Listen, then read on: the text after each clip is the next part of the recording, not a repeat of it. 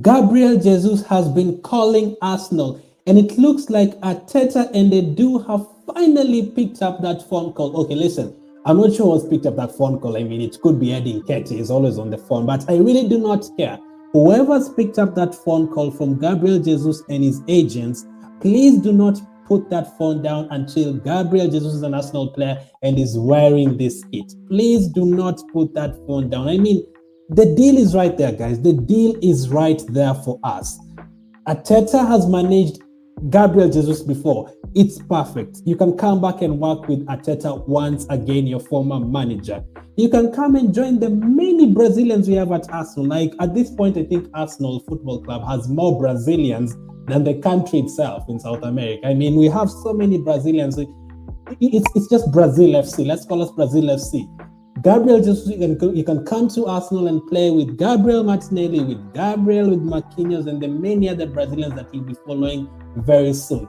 The deal is perfect, and Arsenal have officially made a bid. We've been told that Manchester City value him at £50 million. It's funny because he only has 1 year remaining on his contract, and a player has 1 year remaining on their contract. The price usually goes down, but at this point, I really want us to get a striker. I don't care if it's 200 million, 100 million. Of course, it has to be worth it, but I really want him to join Arsenal. His Premier League experience, he's played for City, he's won a lot of things at City. He's used to English football. He can join up with the Brazilians. He has a bit more experience than the younger players we have up front. It definitely works out perfect for him. So here's what the reports have been saying over on Twitter and Instagram as well. A couple of them. One says that the agents of Gabriel Jesus have arrived in England, which is expected to accelerate a deal for the forward in which Arsenal continue to lead the race to sign. And the second one also says that Gabriel Jesus wants to sign for Arsenal this summer. Manchester City are demanding 60 million euros. I think that's like 50 million pounds for the striker. Now, Arsenal have made a bid, but you're not sure how much Arsenal have made. You've not been told if Arsenal have made a 50 million bid yet. It could be, knowing Arsenal, you could have made a 20 million bid. You know Arsenal, you know how Arsenal is. Like until today, sometimes I have sleepless nights remembering Arsenal not paying the money for Suarez.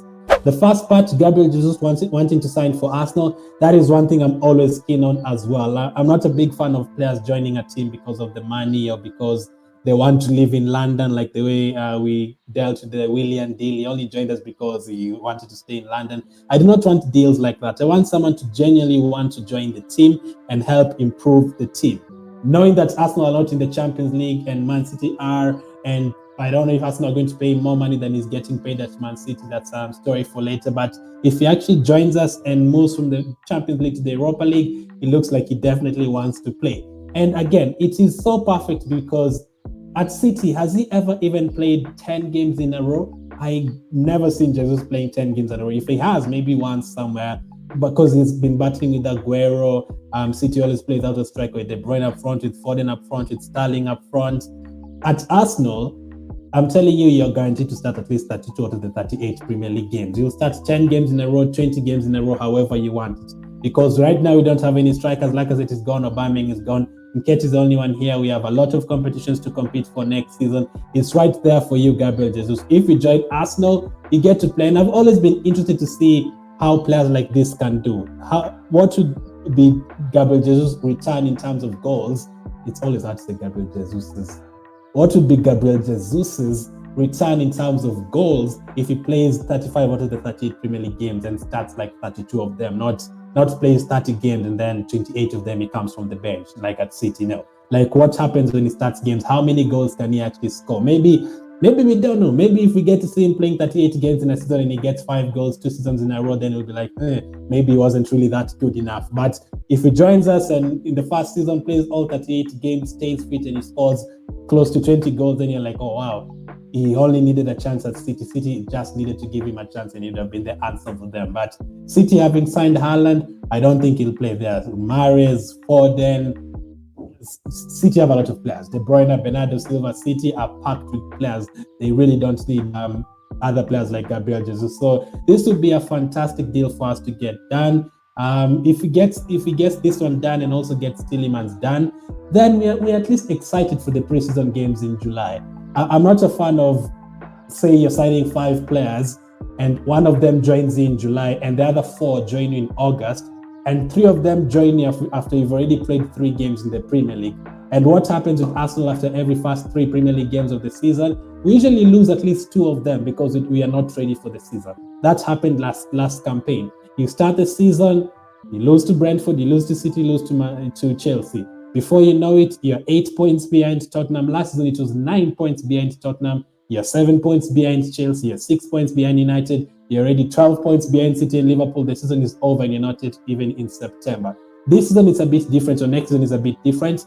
Usually we play 3 games before the international break and the transfer window closing. This time we'll play 5 games before the transfer window closes. So that's a lot of games to lose. You want to be ready. If you go into that final 2 days of the transfer window with 12 points, let's say out of 15, or 13 points out of 15, however good it can get, that would be perfect for us. So let's hope someone like Gabriel Jesus has joined, and let's hope that we also complete the other deal for Yuri Tielemans. This would be a great deal as well. If you can complete both of these deals soon and then maybe sign another player in July, then I'd understand if you wait until August to get another 2 players. I would not be worried at all. Get these players in early, let them adapt to the team, let them play with the other players, let them get to know the other players. Even though someone like Gabriel Jesus who's full of Brazilians in the team doesn't need to get to know them, he can speak the language and everything. It would be perfect. And Gabriel Jesus can actually speak in English already.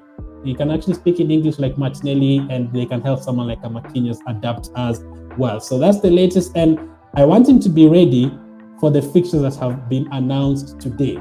That's fixture list with Crystal Palace, Leicester, Bournemouth, Fulham, Aston Villa, and then September, Man United, Everton, Brentford. As you've noticed there's no international break between August and September. That is because there's a World Cup in November, and all the friendlies all the Nation League matches that were supposed to be played in August and September have been played the last 2 weeks. So there's no fixtures. There are 8 consecutive games without any interruptions. Win as much as possible, but you can only win as much as possible if you're ready for the season and if you've gotten players like Gabriel Jesus and Yuri Tielemans through the door. So that's the latest on Gabriel Jesus. Let me know, would you have preferred him instead of Osimhen, or would you have preferred Victor Osimhen instead of him? At this point, I really do not care about who joins. I really just want a striker at Arsenal. Thank you for watching. Comment down below, hit the like button, and I'll catch up with you guys on the next one.